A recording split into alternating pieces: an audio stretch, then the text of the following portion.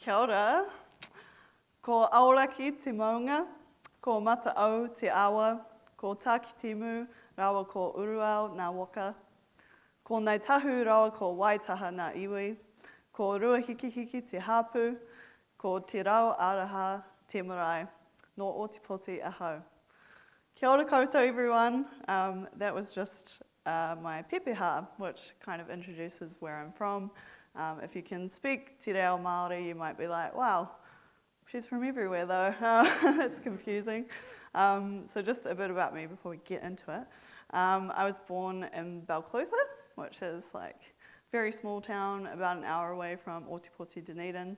And then I moved to Timaru and spent most of my childhood there, and then moved to Otipoti for university, and I've been there ever since. Most of my whakapapa and ancestors are from kind of like southern Bluff, Fiordland, Tiano, and I also have like Scottish and English ancestry, so I think that's why, even though I hate the cold, I just love living there for some reason. And I have been working at Runaway Play as community director and narrative designer for just over 5 years, which I hear is veteran status for a Māori woman in video games. And I've also started a company called Atawhai Interactive with a couple of my friends to create a code-funded prototype which is based in Te Ao Māori. And before working at Runaway, I studied film and communications, and I wrote a thesis about Indigenous storytelling in video games. So I love all forms of media, books, TV, film, obviously games. I'm just like a big nerd. And games have been an especially awesome thing for me, connecting with my Māoritanga. I'm fortunate enough to be creating a game steeped in Te Ao Māori at the moment.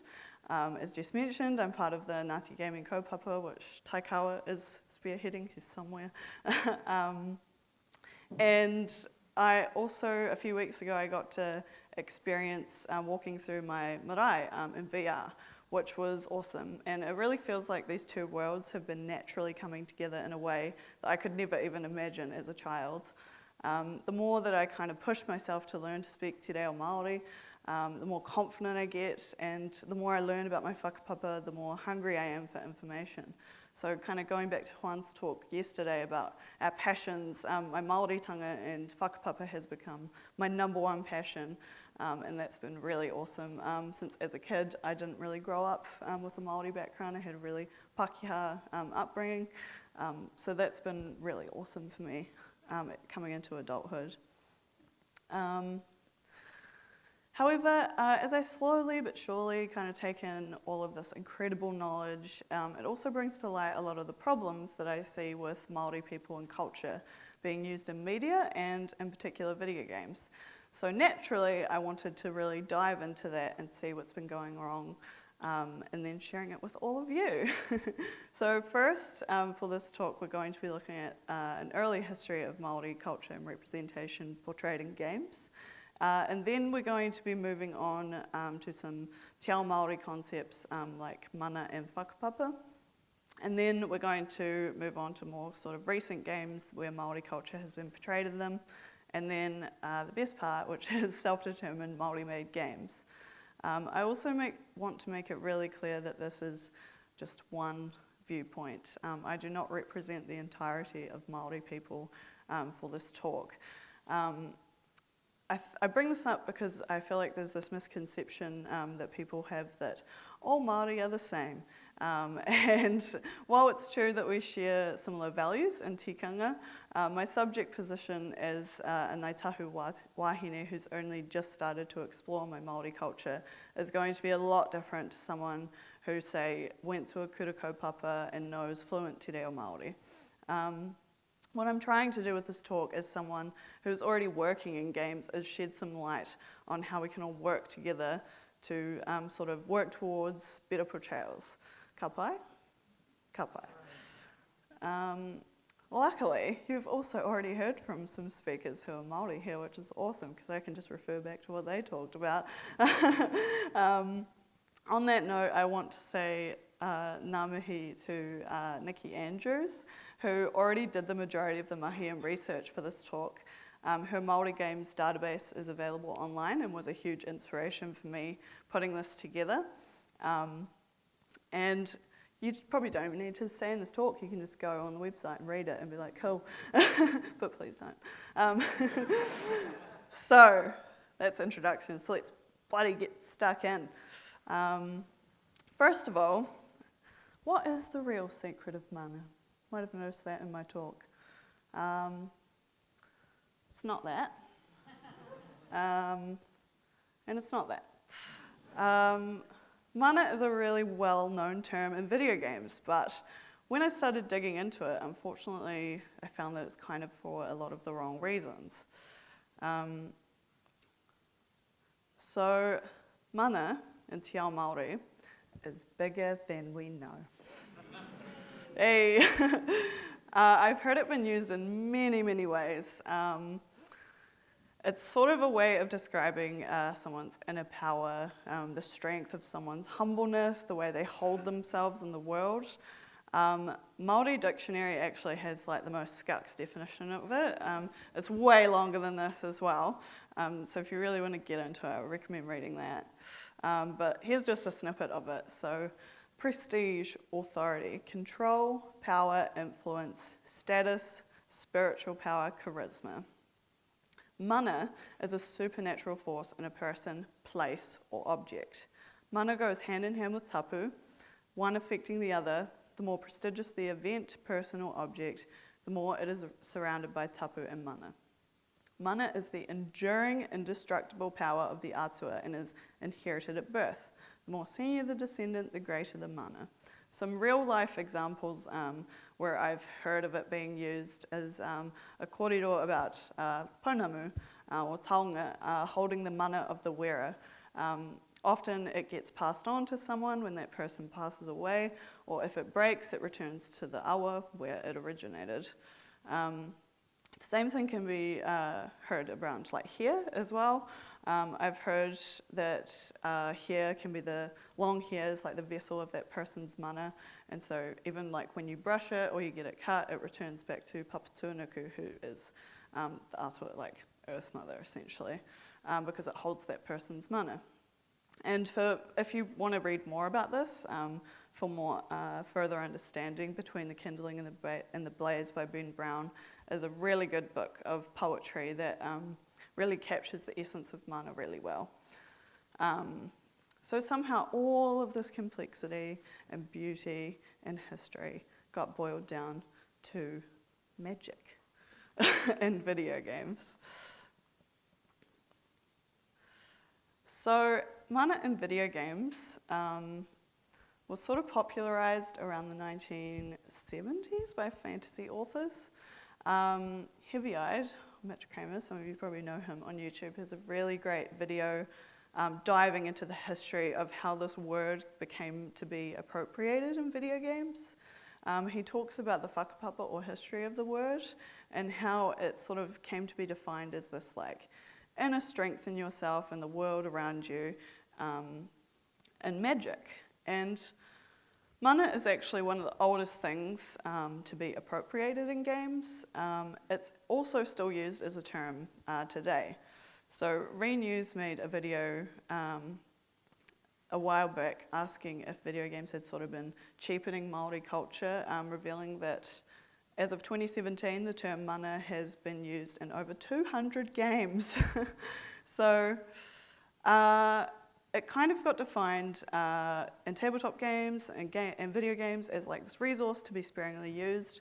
But I've seen it even most recently in one of my favorite games of all time, The Sims 4, in the Sulani Island Living expansion, where there's a hidden trait called Sulani Mana.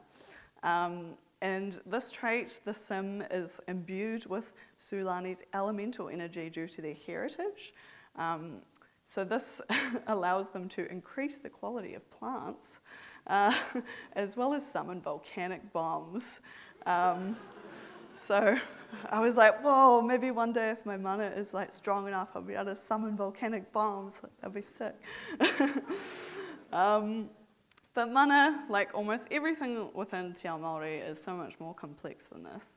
And to me, it's a real shame that something like mana, that has so much mana, has been used in such an appropriative way like this. But of course, mana isn't the only thing to have been appropriated in games. Sadly, almost everything in Māori culture has been appropriated in games. And it started as early as the 1980s as well. So let's have a gander. Some of you might be familiar with this game, the New Zealand story, or Kiwi Craze.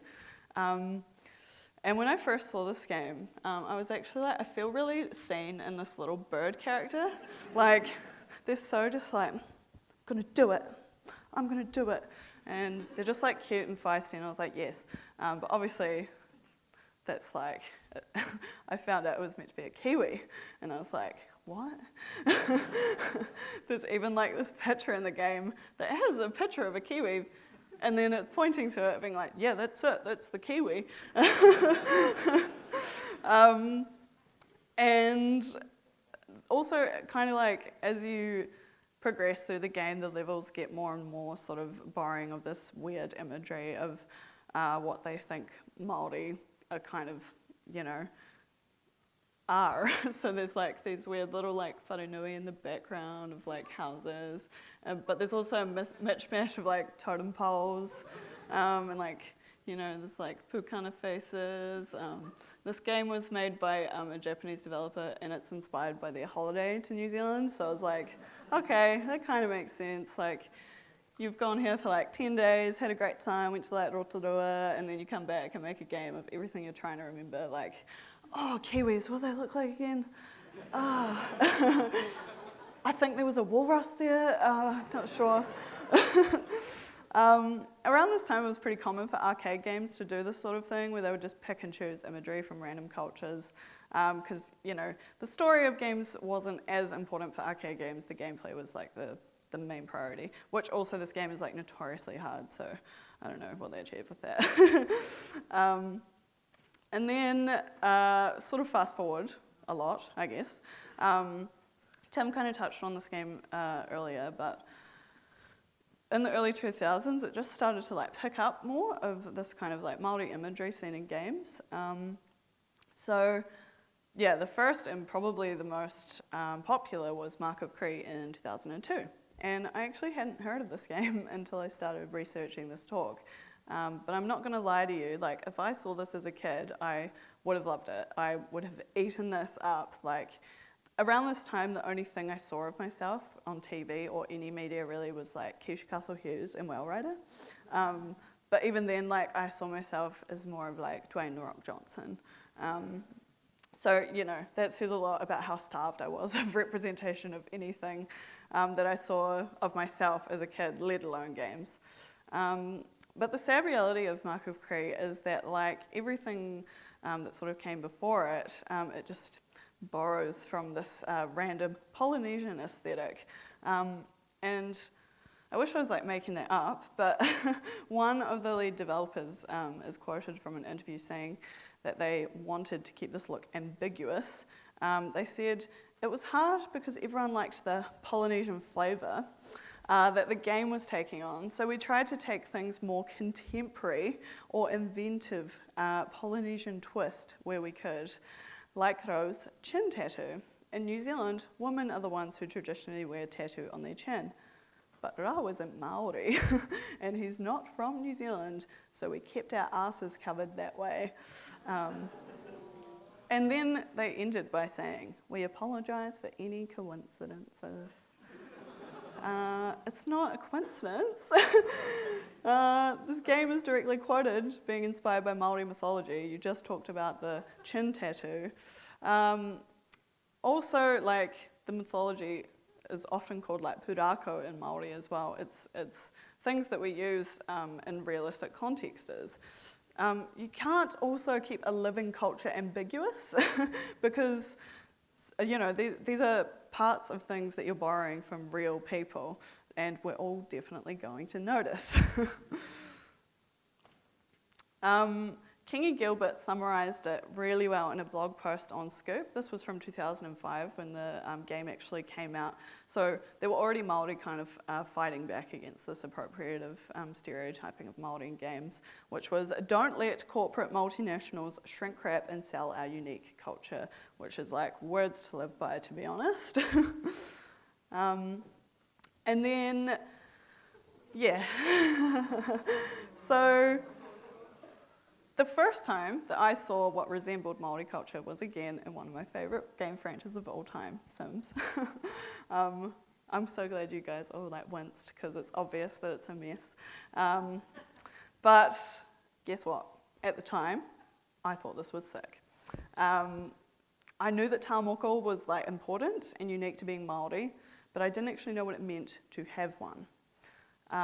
So I was one of these people. I created Sims with all sorts of moko.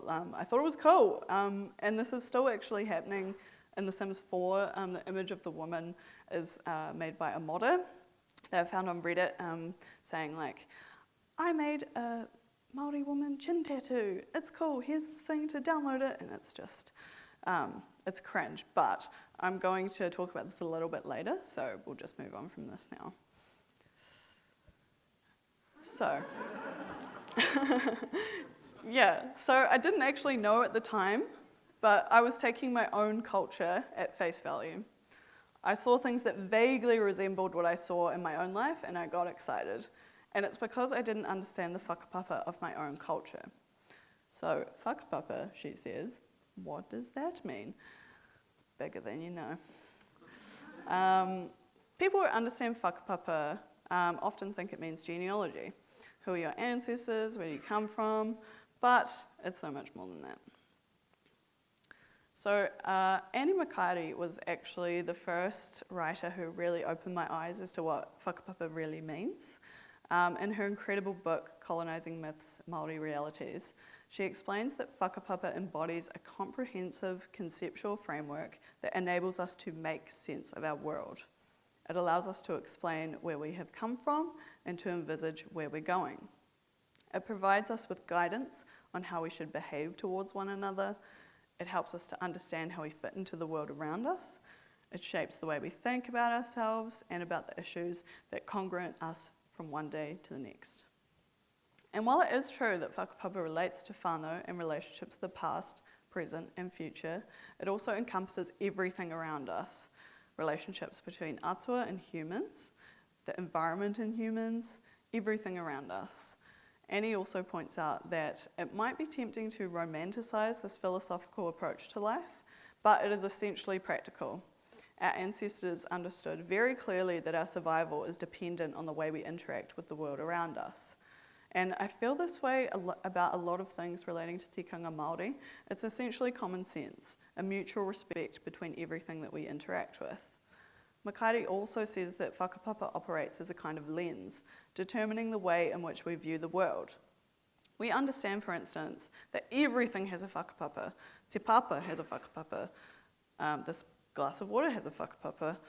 Nothing stands in isolation, and all things have a history as well as a present and a future. It is only by recognising this fact that we can truly make sense of our present situation. So yes, whakapapa can be linked to genealogy, but it is more a way of living, what your actions mean to other people, animals, the environment, everything, how this will affect your ancestors' mana, yourself, and future generations. So if we think about whakapapa, and we look back on the games we just mentioned, it's no wonder they're a mess, right? Knowing their whakapapa, knowing that they were created with nothing but a speck of research, picking and choosing what they saw fit, knowing the developers chose not to portray the mana of Māori, but rather a cartoonish display of tired tropes, random pieces of what looks like Māori aesthetic, but it's just, it came out just as confused as they were. But this doesn't make it excusable. I still laugh, and I still cringe, and I still get angry, but then I think it's okay, because it's in the past, and we can always learn from our past to do better in the future. We understand the whakapapa of these games, and we know that we can do better. We should do better, but have we done better? Yes and no. With this understanding of whakapapa, let's look at some more recent games that gave Māori a bit more time in the spotlight, for better or for worse. So in the later part of the 2000s, Māori characters started to be represented more. Most of them all fell into overused stereotypes, or just like whatever this is. And I think this is actually the worst example was Far Cry 3. I remember when this game came out, I remember playing it, I remember feeling genuine confusion as well. Why is this fictional tribe called the REHEKO saying kia ora, ka kite? Why do they have accents? Why do they have moko? Why are they borrowing so many things from my culture and planting it onto something that reduces the characters to either hypersexualized women or hyperviolent men? And then I was like, oh yeah, it's Far Cry, all these games are a mess. And when I was doing some digging recently to see how the reception was to this game, I was like, yeah, everyone's going to be outraged, they're going to be pissed, they're going to be real mad like I am. But the truth was, there was actually hardly anything. Reddit forums, YouTube comments, even articles were full of excitement and ignorance, as well as like having more problems over the cultural cringe of hearing accents rather than how the Māori were actually being portrayed in the games. One comment that I found was from someone who said, I'm friends with one of the guys who did the voice acting for that. He's actually Cook Islander. He was laughing about how the others wanted to sound as stereotypical as possible. There's also an article from Stuff when Far Cry 3 came out, and it was just titled, Far Cry 3 characters say kia ora. And people are hyped about it, they're stoked. My favourite quote is from a YouTube comment from someone called Mutant C4 Monkey. And they were like, anybody from New Zealand, you'll love it. You'll love it. You just love it. To me, this really indicates the level of starvation that we had for any sort of Māori representation in games. It's like, may I please... Yeah. Thanks. Okay. Yeah, I don't need to read it out.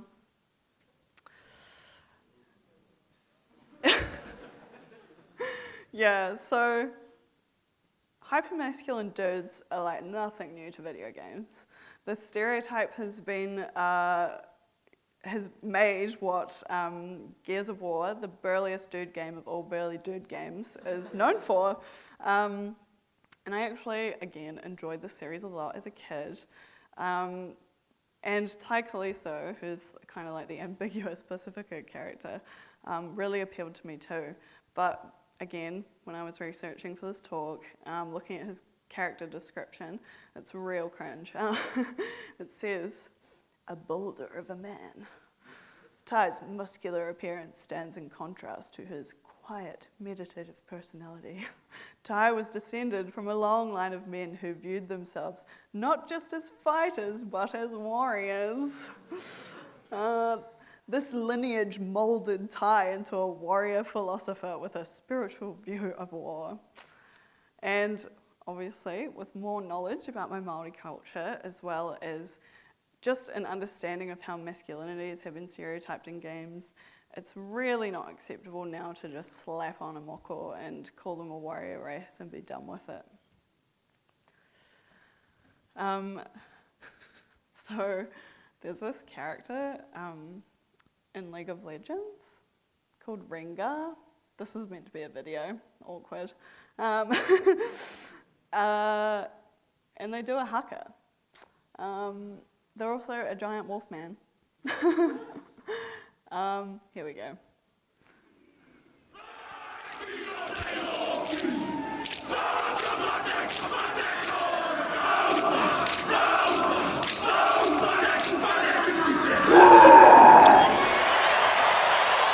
Spine tingling. Spine tingling. I love that, man. Spine tingling. And you guessed it, they're part of a warrior race. I also read there was like another character from League of Legends who also does a haka. I don't play League of Legends, but I was just like, really? Why is this such a thing? And then more recently, Jonah My Other in Tomb Raider, his character actually seems pretty nuanced. His abilities are a bit tropey. He has great environmental awareness and super strength. But at least he kind of looks like someone that I would know in real life. But there was still something that kind of rubbed me the wrong way about this portrayal. And it was like a light bulb when it hit me. I was like, oh, there's a Māori character in a game called Tomb Raider. Like, that's so tone deaf. So yeah, this big burly bro, or lion man in League of Legends case, with tough warrior exteriors. You can tell that these things have been created with a particular type of person in mind. Like, is this really all that people can think of when they're making Māori characters? And I'm going to blame the All Blacks for this. So yeah, the kamate haka, which you all just saw, created by Ngāti Toa chief Te Rauparaha, was appropriated by a national rugby team and flung into this contextless international stardom as a war dance, which it's actually bigger than we know. Also, you probably didn't know, but the All Blacks don't even perform that haka in the South Island anymore because of its whakapapa with Ngāi Tahu. Probably didn't know this because most of the time when you see a haka, it's either in a rugby game or like a TikTok of some drunk millennials doing it in a London pub on Waitangi Day. And for me, it kind of feels like developers, but also people in film and television have seen this sort of like idea of what it means to be a Māori. Going back to Tim's talk, obviously there was that perpetuation of the warrior gene. And it's just confusing for me because like, where did they get this preconceived idea of what Māori masculinity looks like and have to stamp it on every single character? Like, where are the wahine in these games? Like, we're more than our physiques, and we're not your noble savage, and we're not your warrior race. I'm not saying that I think that we shouldn't have Māori warrior characters in games. It's cool, but we need to have more nuance, like real human beings. There is much more in Te Ao Māori than just being scucks with a taiaha Aquaman. And like Moana Jackson says, once we're gardeners, once we're singers, once we're poets. This idea of Māori being nothing but a strong, fearless warrior race is this effect of racism and colonisation. It's permeated every part of media, including television, film, books, poems, everything. And then there's this.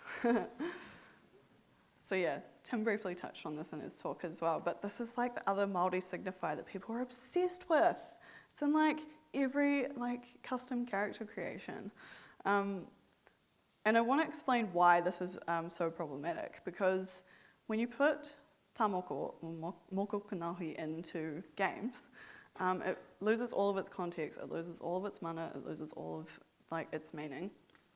The signifier of these tattoos is a representation of someone's whakapapa. It's not something that you can copy and put onto a character. If you're making a character that has that actually has, their whakapapa, it's like custom made, that's sick. But putting it into custom character creators doesn't make any sense.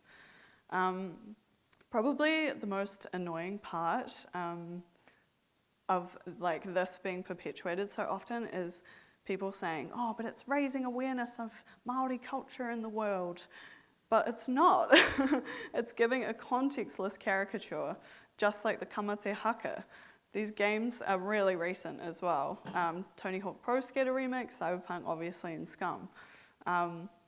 If you want to learn more about this as well, Tim has a really good Twitter thread about it, and also Morgana Watson talked to stuff about this in a really nuanced article, so please check these out if you have time. But really, just kete nene aho, I'm tired. I'm really tired of this. I'm tired of seeing this constant depiction. I don't want future generations to have to look back on Māori in games as this. I want them to look back on something that they're proud of, that they can relate to, that they see themselves and their whānau in. The mana of Māori in games is in shambles, and these depictions, its whakapapa is embarrassing to look back on. it's just the tip of the iceberg as well. There are lots of other games giving Māori a hard time being portrayed.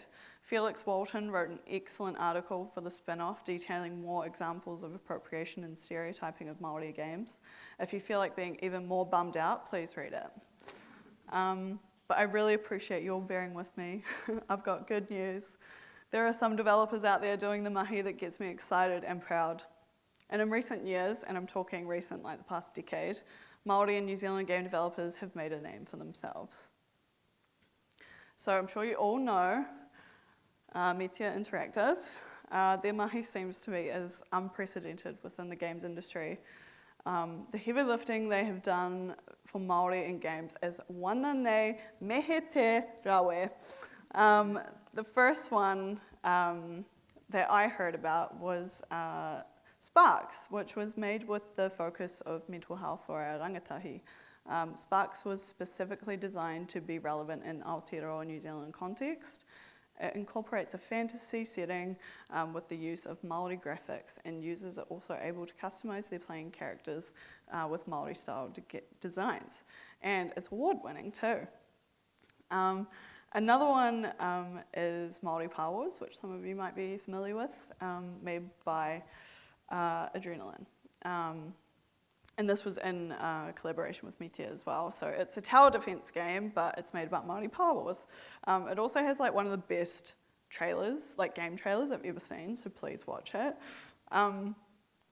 And they also have a game that they've just released called Taniwha, which explores themes of kaitiakitanga, looking after the environment, guardianship, and it's in te reo as well. And then probably the one that I love the most is Guardian Maya, which is a PAVS award winner too. It has my favourite Māori protagonist of all time, Maya. Here you can see the use of a moko kaua used properly. She's also like really messy, and she cares really about her friends and whānau, and she takes like no shit from mediocre tāne, and she's also like a skarks with her patu, which is like something that I want to do one day. But importantly, Guardian Maya has one of the best use of mana that I've seen in real games. It's real mana. The choices and actions that you take are judged by the atua and affect your gameplay throughout. The choice-based game also had a Māori writer as well, so you just feel the mana of this game when you're playing it. They also just recently released a 3D cinematic, which looks awesome, and it's on YouTube, so watch it. Another one, which is completely different, is Māori Land Adventures, which is like one of the best kind of like just like smack in the face games that I've played. It's satire, made by Johnson Witihira, who made this game so you start it by playing as Māori, first arriving in Aotearoa, and you actually walk around clubbing all the animals to death until they're all gone.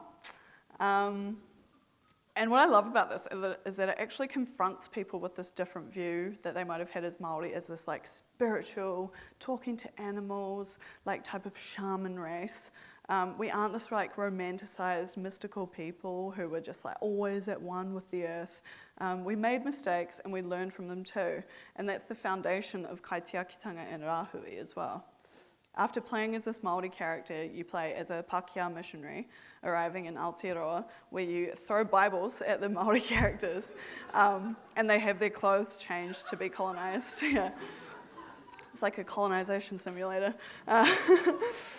And to me, this game actually really tells us about how thoughtless, selfish, dangerous actions of people can cause devastating, harrowing effects. And then the next one that some of you guys might know is Ngā Motu. It's an incredible, immersive Te Ao Māori Minecraft world where you explore a pā village. Whetū Paitai and Piki Studios are doing the best kind of mahi to me. They're getting Māori representation in games that kids are already familiar with and also into schools. They're inspiring the younger generation to get into games, think about games, and see themselves and what they see in their real lives in games. I've also had teachers tell me about ngā motu when introducing my mahi as being a game developer. And instead of being like, oh, so you play games all day, they're like, oh yeah, ngā motu, my kids at school play this. So just like big mihi to Vitu and the Piki team, because that's awesome. And then of course we had Aro Journeys, which we got to hear about yesterday. I was really excited when I found out about them because I hadn't heard of them at all until Amber was announced as a keynote speaker. And there's nothing that like excites me more as learning about Māori games that are being created now that I haven't heard about. We heard a lot about it yesterday, but the way that they're using AR and mixed realities to tell stories from our tupuna that we're slowly losing as our people pass on. These games are not just for kids, like anyone learning te reo Māori will find the apps incredibly useful, learning about the maramataka, iwi stories as you travel around the country as well. Having a Māori-focused kaupapa in the AR game space is something that I'm super excited about, and I can't wait to see what's next for them. And then, of course, how can I not talk about this game? We have Umurangi Generation. What can I say about this game that hasn't already been said before? For those who have played it, you should like leave now and go and play it at the exhibition. No, don't. For those who haven't played it before, it's kind of like cyberpunk vision set in a shitty future of Tauranga where you play as a photographer taking in the world around you. It's one of the best cases of environmental storytelling that I've ever seen in games. It feels so Māori in a way that I can't explain, but maybe when I can one day speak fluent te reo Māori, I'll be able to, articulate what I want to say. But instead of fumbling, I'm going to use a quote from Dan Taipua, whose review of Umurangi just had me like nodding my head so hard I had like whiplash. So he says, how does a video game about taking cool photos with your mates possibly relate to a lived reality of political struggle? Simply by existing. Every single artistic vision of a Māori future or a future for Māori is an act of resistance against extinction.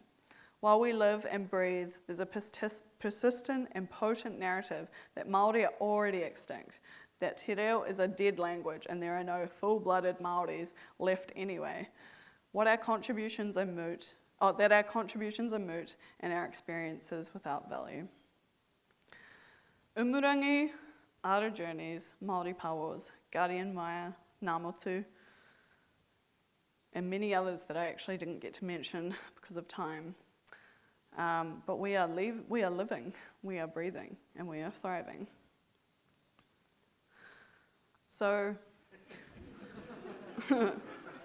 can you guys see the huge difference that these games have with the ones mentioned previously? They aren't hung up on aesthetics of the costume of what Māori or Polynesia looks like to an outsider, of the so-called warrior race that the rest of the world is so obsessed with pinning us under. These are self-determined, indigenous-made. They are all totally different to each other, presenting just a speck of the possibility of games we could see in our future. We can understand the whakapapa of these games. We know who they were created by, why they were created, and what they're going to mean for future generations. Yeah, that's my flag I made in Animal Crossing.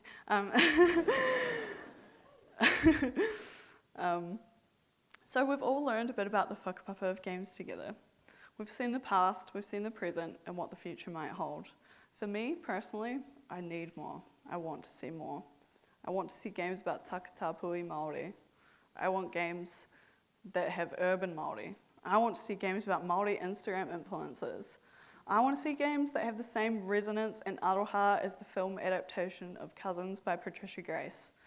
I want to see games with manaakitanga, kaitiakitanga, and whanaungatonga. And I want you all to make them with me. I really hope that I've given you something to consider when making your next games. If you aren't Māori, it doesn't matter. Get your Māori friends, contact your local iwi urungaka, message us on Twitter, host gaming workshops at your local marae or kohanga reo. The opportunities are endless. I don't want to see my people as a costume anymore. I don't want to see them as an ambiguous aesthetic. I want loud, proud, unapologetic Māori, mō tātou ā, mō kā uri a muri ake nei, for us and our children after us. Thanks. I may may be the world's biggest sook, but that has me tearing up a little bit for us and our children after us. What a great takeaway from that talk. Thank you, Lisa. Thanks. We've got a few questions from Twitter that I thought we'd run through. First one that's come through, fans sometimes have a sense of community ownership over a character or concepts in games. What should you do when Indigenous characters or ideas are tokenized or misappropriated by the fandom rather than by the developers? Oh, that's a good question. Damn. I feel like once it is in that community space, there's nothing that you can do other than go into them yourselves and explain why that behaviour is problematic. I feel like as like a Māori developer, it is often a lot of emotional labour having to do that all the time.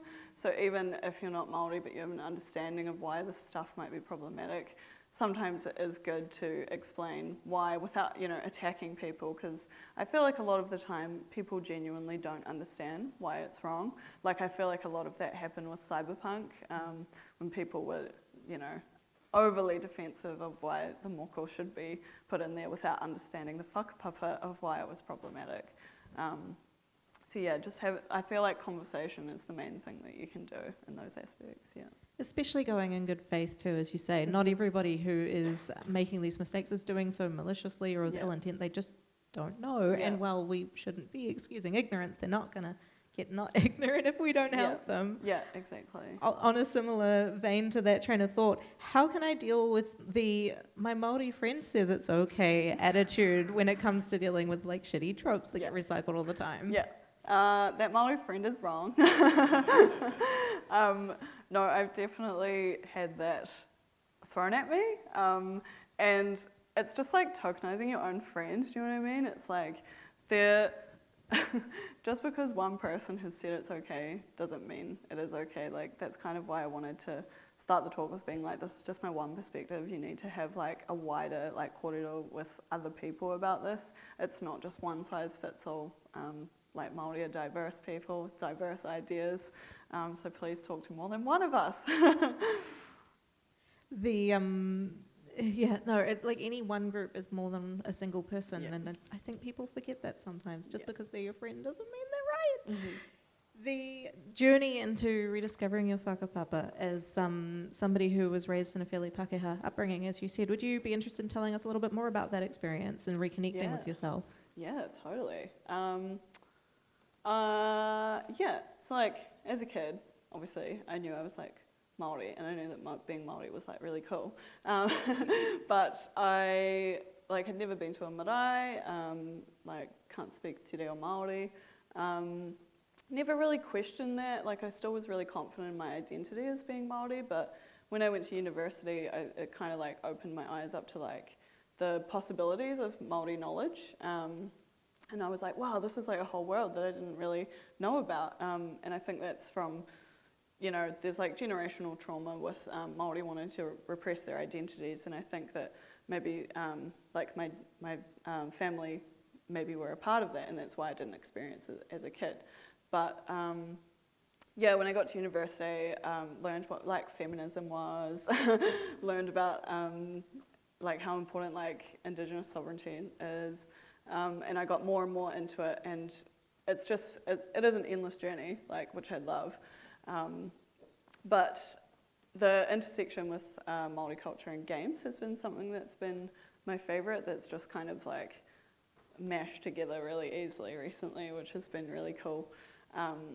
And kind of after university, I was more interested in just being able to learn the language, being able to learn what tikanga Māori means, and just trying to make my ancestors proud, basically, I mean, judging by the reactions in the audience, I think your ancestors would be very proud of you. It seems like everybody's really enjoyed this, so thank you for sharing.